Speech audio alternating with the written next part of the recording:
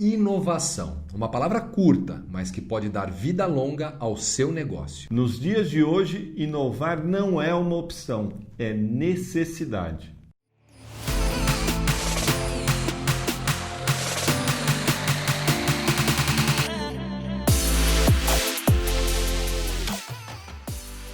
E o programa de hoje traz um tema que é a bola da vez: inovação. Aliás, como dizia o Steve Jobs, inovação é o que separa um líder de um seguidor. E já já a gente vai falar com uma pessoa que é pura inspiração quando o assunto é inovação. Solange Sobral, vice-presidente da CIT. E fique com a gente até o final do programa, porque sempre tem uma surpresa especial para você. E por falar em inovação, tem muita gente que diz que não tem mente criativa ou não tem aquele potencial para inovar. Na verdade, todo mundo nasce com potencial criativo. É que por influência da sociedade, do sistema educacional, a gente vai se distanciando dessa qualidade criativa. Mas isso não é desculpa. Hoje em dia temos ferramentas e metodologias que nos auxiliam a criar ideias inovadoras. Que é o caso do Design Thinking, que é uma metodologia criada por Tim Brown para resolver problemas de forma criativa e interativa. Vamos ver como é que funciona essa ferramenta? Vale dizer que essa metodologia ela é aplicada pelas gigantes como Sony, Apple e Nike. O Design Thinking ele é dividido basicamente em 5 etapas principais: empatia, definição, ideação, prototipação e testes. A primeira etapa é empatia ou descoberta. É aquele momento que você vai entender o seu público-alvo, como ele consome, quais são suas práticas, qual o produto que vai ser melhor para atender ele. É uma etapa extremamente importante, onde você vai ter que ver, entender, sentir, ouvir o seu público-alvo, porque afinal de contas a solução deve ser criada para ele. É um momento para você não fazer suposições ou julgamento. É um momento realmente para você dar ouvido às necessidades dele como se fosse pela primeira vez. Exatamente. Ou se observe tudo com muita atenção, inclusive até ouvir aquilo que não foi dito por ele. A segunda etapa é interpretação ou definição. É onde você vai compilar e analisar todas as informações que você coletou na primeira fase.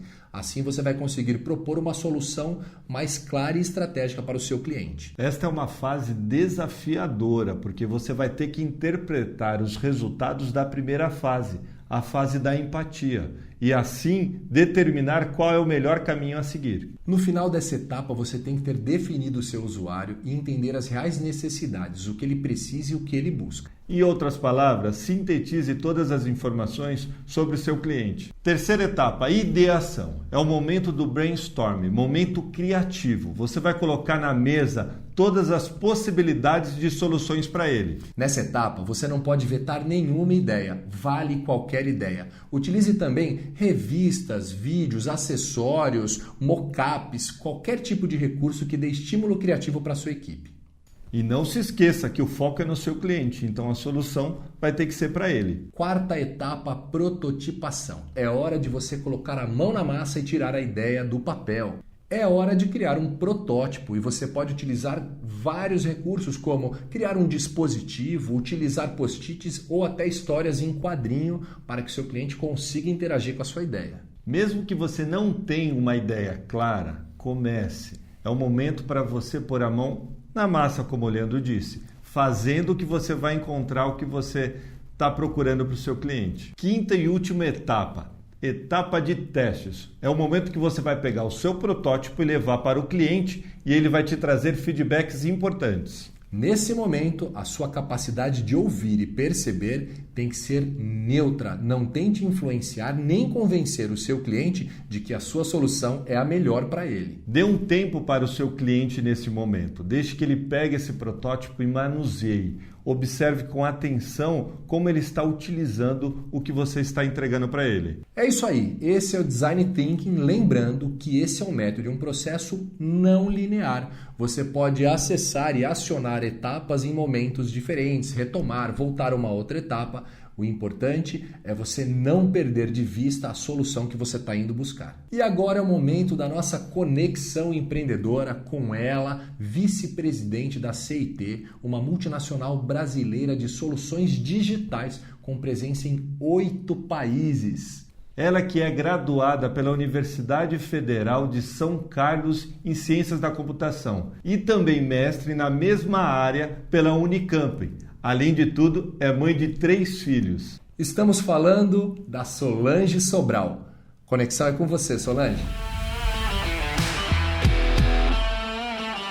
Solange Sobral, como foi difícil conseguir essa agenda contigo, porque eu sei que a sua agenda está lotada de bons compromissos. Eu quero te agradecer imensamente por participar aqui do Insight Kingston com os irmãos aqui. Gratidão, viu? Imagina, Léo, eu que agradeço a oportunidade de a gente fazer esse trabalho. Parabéns, o trabalho de vocês é fantástico. Me sinto honrada de participar dele. Super obrigada. Ah, que legal. Que bom. Vamos começar nesses insights aí? Vamos falar de inovação? Bora! Na sua visão, o que é inovação? Para mim, inovação é uma capacidade que o indivíduo, ou até uma empresa, né, quando a gente pensa de forma escalada, tem de dar soluções criativas para os problemas que as pessoas têm, que os nossos consumidores têm. Então, simplificando, é uma capacidade de resolver problema de forma criativa, tá? De forma que o nosso público-alvo consiga acessar essa solução. Muito legal. Sol, eu acredito que a inovação ela passa por um momento inicial que é percepção. Então, apurar essa percepção, né, dos problemas é uma coisa interessante, não? Super, super interessante, Léo. E aí eu acho que tem a ver com o foco da empresa, né? Então, hoje, muito se tem falado de centralidade no cliente.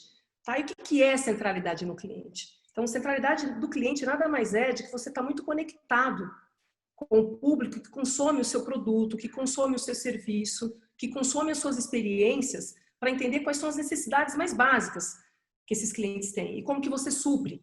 Tá? Então, às vezes a gente fica aqui mirabolando, achando que a inovação vai ser algo muito disruptivo, mas se a gente conseguir, de forma criativa, solucionar problemas básicos, e principalmente nesse momento que a gente está falando de crise, né, de tantas necessidades básicas para resolver, tá? Fechou. Então, eu acho que esse olhar para o cliente o tempo todo, entendimento de quais são as suas necessidades, isso é fundamental para inovar. Muito se fala de cultura de inovação, né? E como é que é isso aplicado no dia a dia? Quais as características que se apresentam dentro de uma empresa, essa cultura de inovação? Eu vou dividir em 3 aspectos. O primeiro aspecto é pessoas. Tá? Então, em geral, quando a gente fala de cultura de inovação, a gente está falando que essa empresa tem pessoas criativas, pessoas inteligentes, mas mais do que pessoas criativas e inteligentes, essa empresa ela consegue ter uma criatividade expandida, uma inteligência coletiva. Tá? Um outro aspecto super importante quando a gente fala de empresas inovadoras é ter um processo que permite um aprendizado contínuo.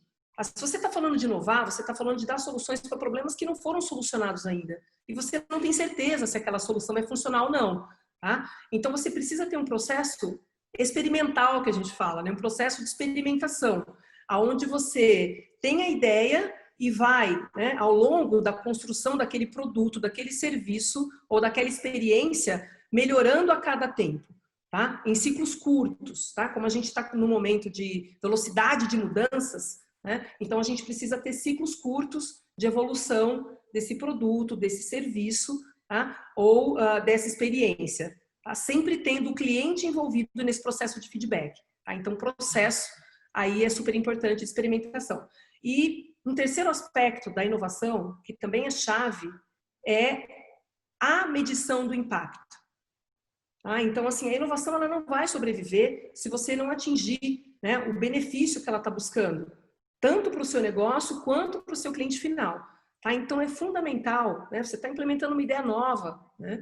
Então, é fundamental que você meça, ao longo desses ciclos curtos, se esse impacto está acontecendo, se você de fato está resolvendo o problema do seu cliente e se isso está trazendo o retorno que você espera para a sua empresa. Tá? Então, acho que essas 3 perspectivas, pessoas, processos e impacto, elas são fundamentais, aí se repetem, tá?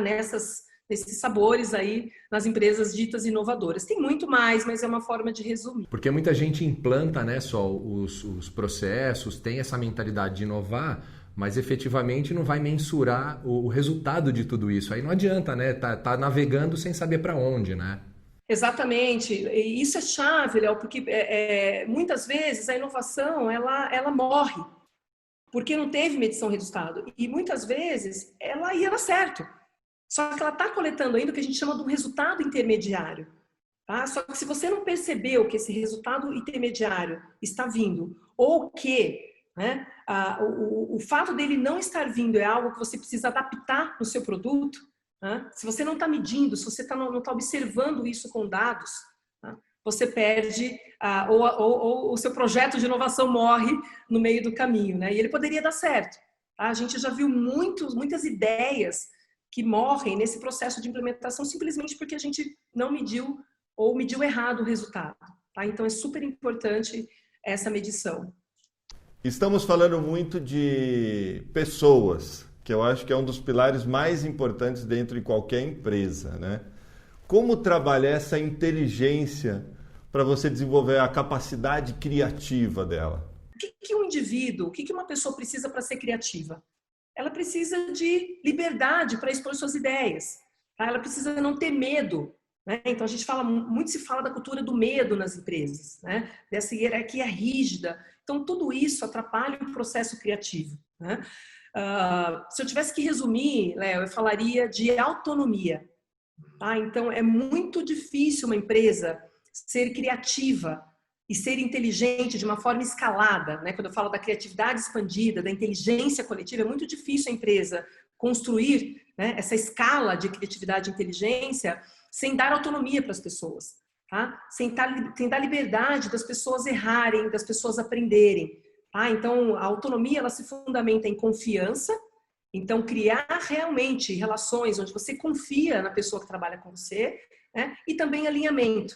Então, a todo momento, você tem uma aproximação de estratégico, de tático, aproximação das lideranças com os seus liderados, com os times, tá? Dizendo onde a gente quer chegar, qual o tamanho da nossa ambição, mas dando espaço para as pessoas e mostrando o que você quer e tendo uma escuta ativa em relação às contribuições que vão vir, né? Então, eu costumo falar que a inteligência coletiva ela pode ser vista como um Lego, cheio de pequenas partes. Tá? Essas pequenas peças são os indivíduos que você tem na sua empresa. Quando você vê as pecinhas do Lego todas juntas, parece que se perder uma não tem problema. Mas quando você monta esse Lego e uma parte ficou faltando, você fala, poxa, não ficou bacana. Então, essa pessoa da sua empresa que você não ouviu, tá? E muitas vezes o time de operação ele tem mais acesso ao cliente do que você na liderança, por exemplo. Tá? Então, às vezes, essa pecinha que faltou do seu Lego, quando você monta, o seu desenho final não ficou legal, ou ele poderia ter ficado mais bonito. Então, esse pode ser um colaborador que você não conversou e que você não deu espaço para contribuição. Então, a autonomia, a escutativa, o respeito pelas pessoas constrói a inteligência coletiva e a criatividade expandida dentro de uma empresa. Porque o ser humano, ele é criativo no seu potencial, ele é inteligente no seu potencial. Você só precisa desbloquear para que a sua empresa tome benefício das pessoas que você já tem lá dentro, né? Retomando essa perspectiva de processos que você falou, que é um pilar importante nessa questão da inovação, né? Dá para se implantar também uma cultura de experimentação, de disseminação da inovação nos processos? Isso é interessante, porque quando a gente fala de processo, a gente está falando que realmente a gente precisa mudar alguns mecanismos da empresa, né? O que é fundamental, tá? Se eu for tentar simplificar, assim, você precisa ter um processo onde você roda desde o momento que você tem a ideia até o momento que você implementa e coloca na mão do seu cliente aquele produto e solução e mede num curto período de tempo. Tá? Muito a gente ouve falar sobre o build, measure and learn, tá? Da cultura de experimentação. É isso. Então eu preciso medir esse tempo, né? Desde que eu tive uma ideia interessante para colocar na mão do meu cliente, implementei essa ideia, seja um produto, um serviço, uma nova experiência, coloquei na mão do meu cliente, ele usou e me deu um feedback. Tá? Se a gente pensar na velocidade dos negócios que a gente tem hoje em dia, né, e na velocidade de consumo de experiências, esse processo ele precisa ser muito rápido. Cada segmento ele vai ter uma velocidade. Então, tem segmentos em 3 meses é bom, tem segmento que 1 mês é o suficiente. Tem segmentos que precisam liberar novas experiências toda semana e tem segmentos que precisam liberar novas experiências todo dia ou várias por dia, tá? Então, entender esse timing do seu cliente, tá? O timing do seu setor, tá? E fazer com que esse ciclo de aprendizado rode muito rápido, essa é a cultura de experimentação, tá? Então, ter uma ideia, construir essa ideia, colocar na mão do seu cliente, medir o uso do seu cliente, se ele usou ou não, tá? E se foi bom para o seu cliente ou não, tá? E esse processo rodando, ele vai te dar a nova ideia e o que você faz. Então, esse é o processo de experimentação. E é contínuo, né, Sol? Eu queria só fazer um comentário, Sol, para você nos ajudar nessa sua linha de raciocínio. Tem muitas empresas ou microempreendedores, pequenos empreendedores, que copiam processos ou se inspiram em outros processos e acabam implantando, como se fosse na nossa linguagem aqui, o Ctrl+C, Ctrl+V, né? Pega e implanta. E eu vi você dizendo que é tropicalizar, né? Que é você adaptar, cada um tem sua necessidade, né? Isso é bem interessante, porque assim, teve um movimento das startups, né? E aí todo mundo quer seguir. Eu acho que nosso aprendizado na CIT, tá? E a gente sempre viu o processo dessa forma. Eu acho que tem uma teoria que você tem que entender e você pega o suprassumo dela.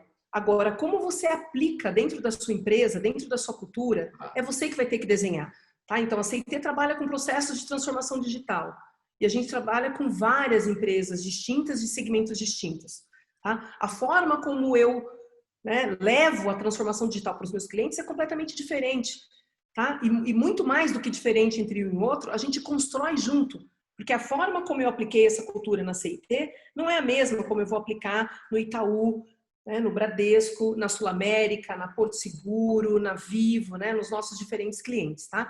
Então é isso, Léo. Eu acho que a beleza dos processos funcionarem é a empresa, óbvio, entendendo, né, as questões chaves, tá? Esses pilares chaves de um processo de experimentação, por exemplo, como isso vai funcionar dentro da minha empresa. Então, eu falei aqui, o ciclo tem que ser curto, o cliente tem que estar envolvido, tá? Eu tenho que passar por todas as etapas desse ciclo, tá? Desde o momento que eu tenho a ideia, que eu implemento, que eu coloco na mão do cliente, que eu meço o resultado disso, e isso se retroalimenta. Entendendo isso, como vai funcionar na minha empresa?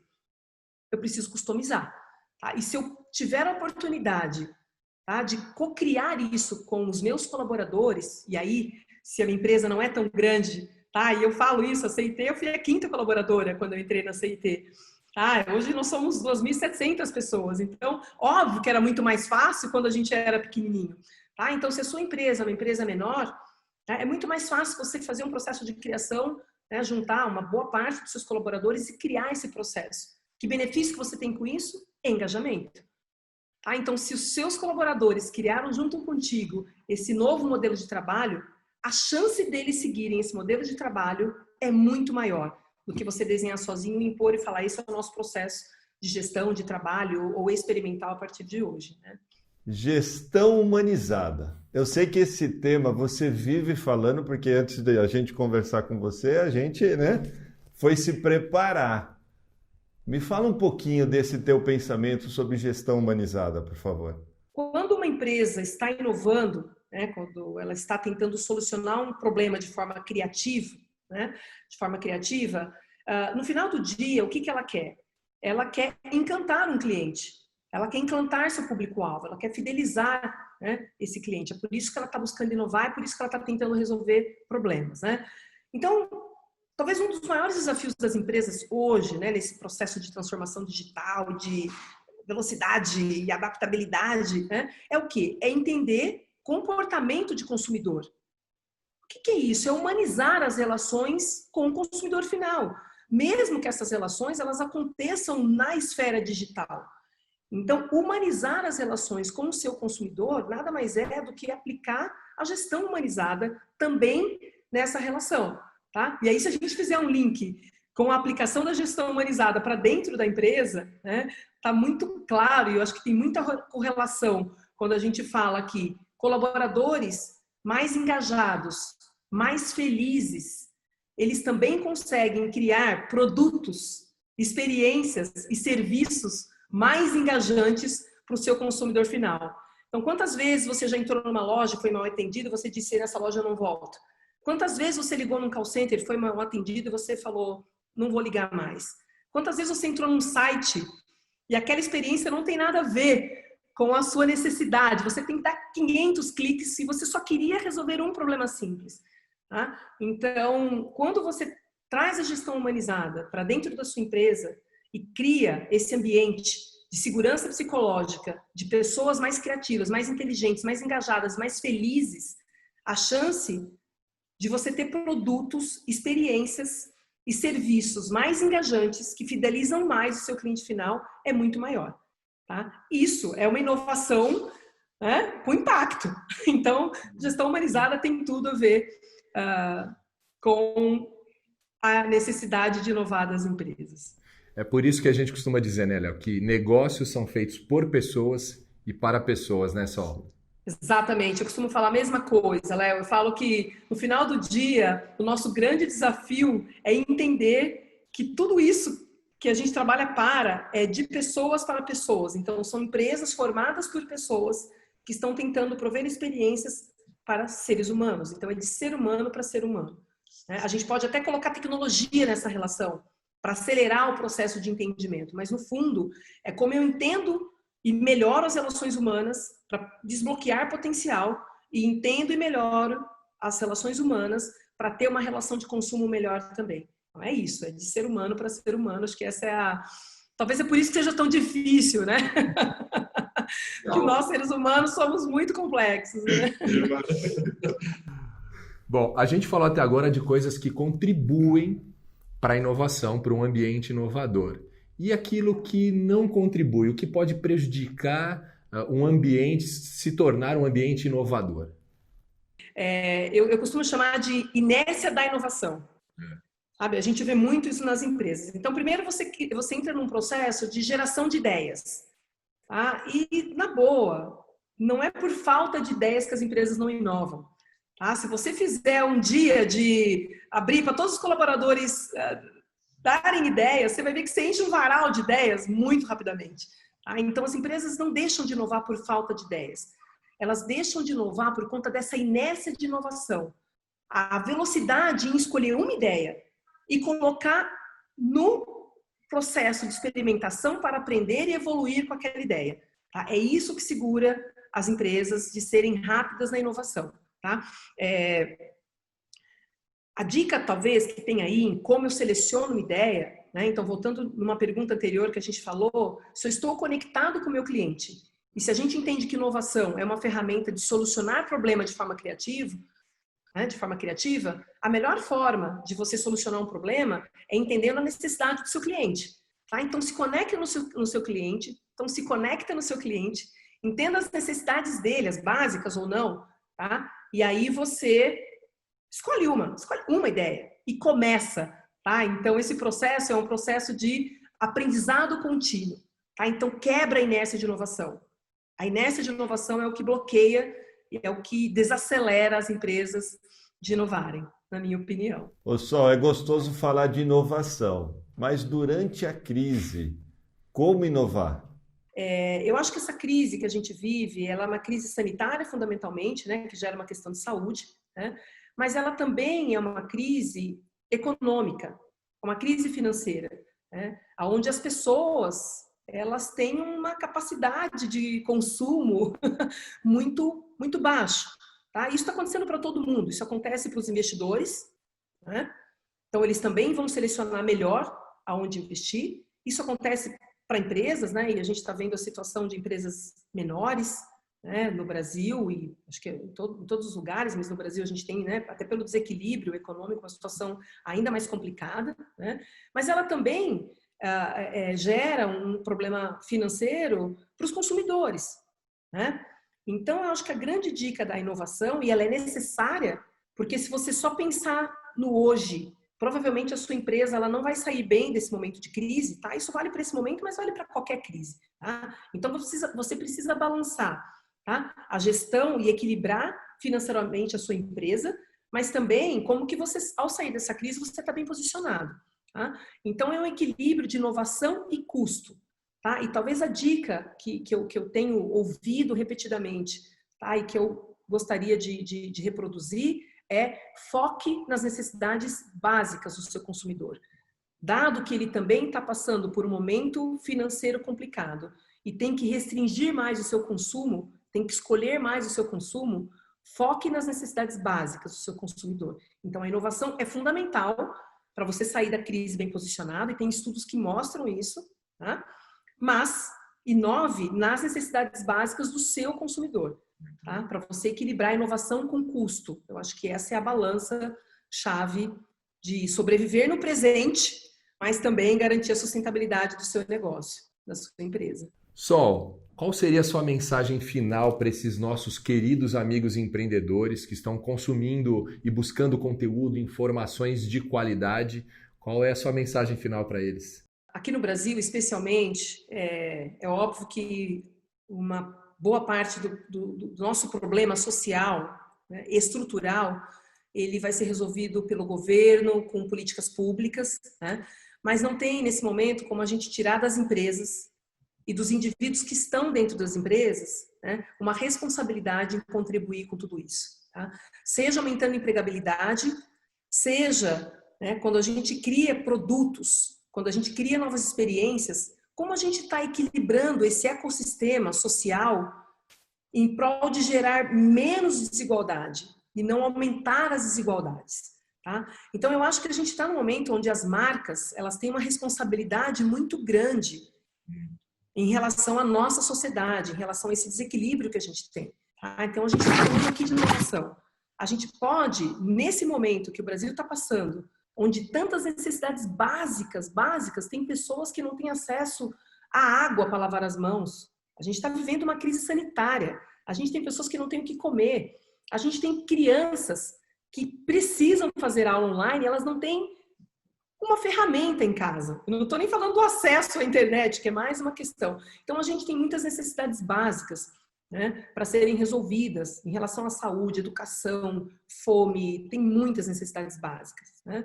Eu acho que, se a gente fala de inovação, acho que tem uma responsabilidade das empresas em drenar a nossa inovação, drenar a nossa inteligência criativa para qual problema?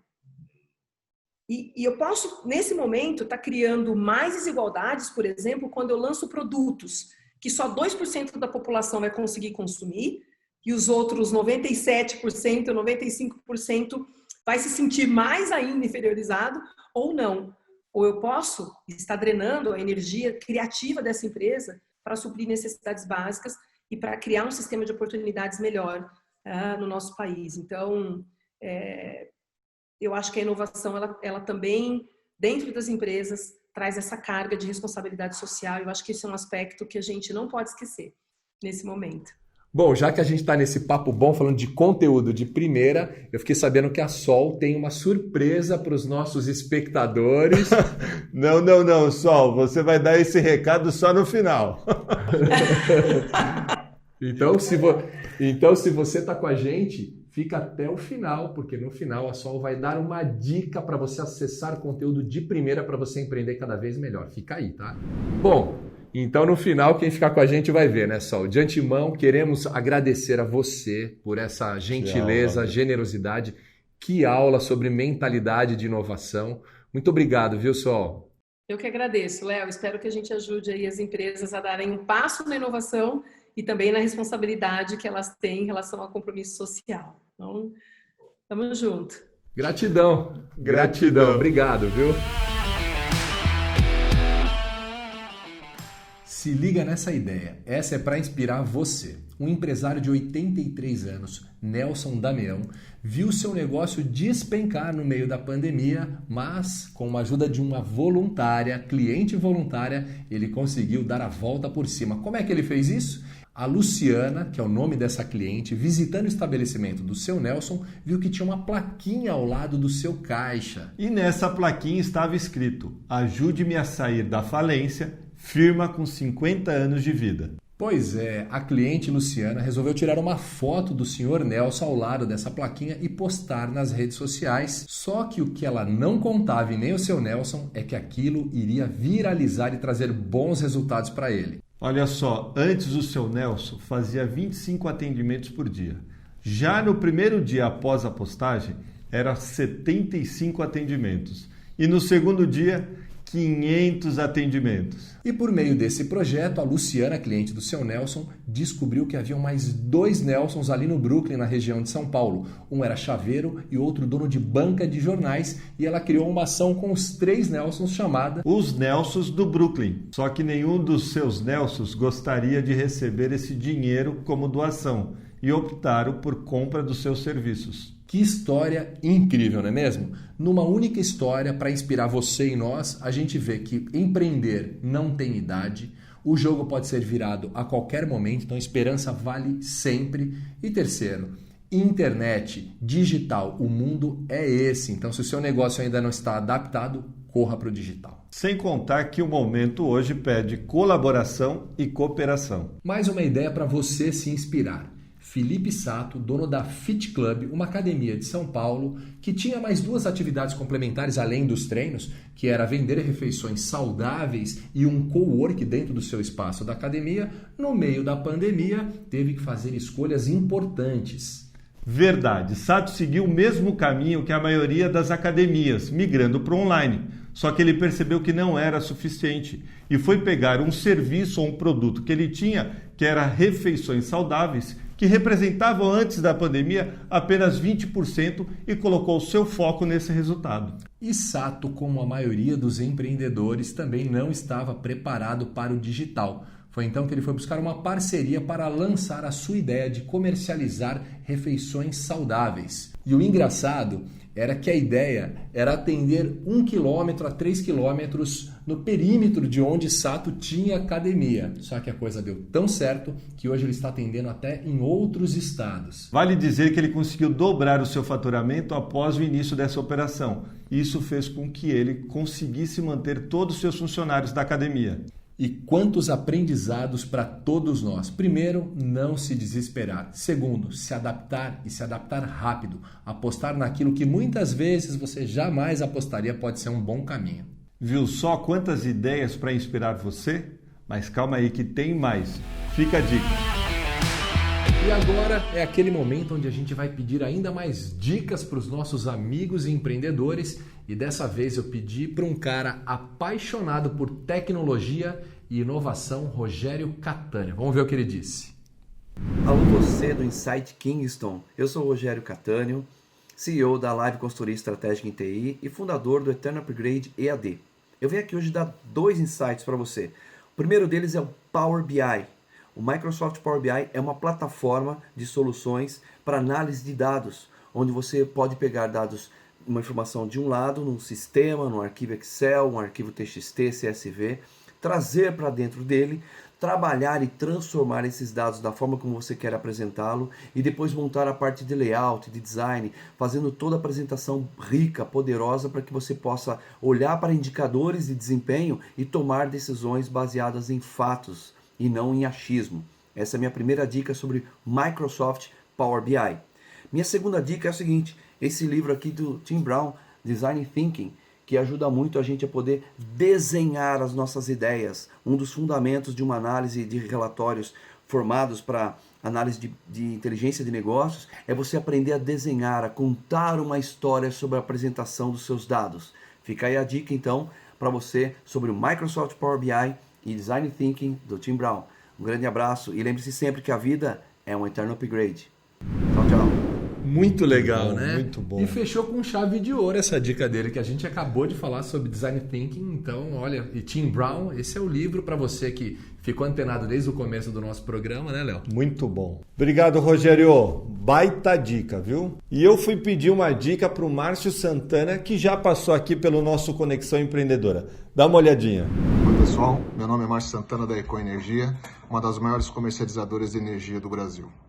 Nossa empresa começou muito pequena, literalmente do zero. E hoje é uma companhia que fatura mais de 2 bilhões de reais por ano, com escritórios no Brasil e no Chile. E minha dica é uma dica comportamental, porque me perguntam constantemente como chegamos desse tamanho em 18 anos. E a primeira dica que eu passo para vocês é: pense grande, comece pequeno. E por que eu falo isso? Porque esta frase, essa dica, vai te proteger de idealizações e vai te proteger também financeiramente. Se der errado, você perde pouco. Outra dica que eu gosto muito é: faça mais, pense menos. Isso te protege da procrastinação. Deixar para amanhã aquilo que você pode fazer hoje, porque a coisa não está ideal. Eu gosto muito de uma frase que não é minha, mas eu adoto na minha vida, que é: melhor feito do que perfeito. Quando a gente faz as coisas, o motor da vida faz com que outras coisas venham acontecendo. Então faça que o motor gira. E o livro que eu tenho para indicar para vocês é esse livro aqui, A Coragem de Ser Imperfeito. Boa sorte, fica aqui. Aliás, não é uma dica, né? Foi um monte de dica, que combo. E é um grande empreendedor, é sempre bom aprender com quem já fez o caminho, né, Léo? Márcio, foi fantástico, mais uma vez, dica dos nossos amigos empreendedores, que é sucesso. Gratidão, viu? E agora é o momento em que a gente traz aquela surpresa para você que a gente não deixou a Solange falar.